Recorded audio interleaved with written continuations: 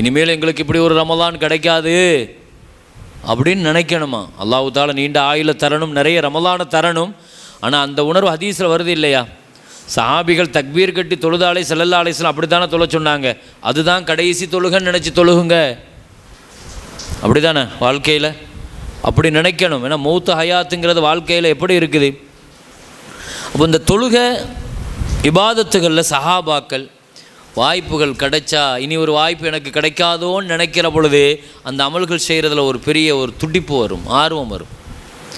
இப்போ ரமலானுடைய காலங்களில் இபாதத்துகளில் நோன்பில் எல்லா விஷயங்கள்லையும் நபிகள் நாயகம் ஸல்லல்லாஹு அலைஹி வஸல்லத்திட்ட ஒரு சஹாபி கேட்டாங்க இல்லையா, யா ரசூலல்லாஹ் நோன்பை பற்றி என்ன நினைக்கிறீங்கன்னு கேட்டாங்க. ஒரே வார்த்தையில் சொன்னாங்க, அலைக பிஸ்ஸௌமி ஃபஇன்னஹு லா மிஸ்ல லஹு.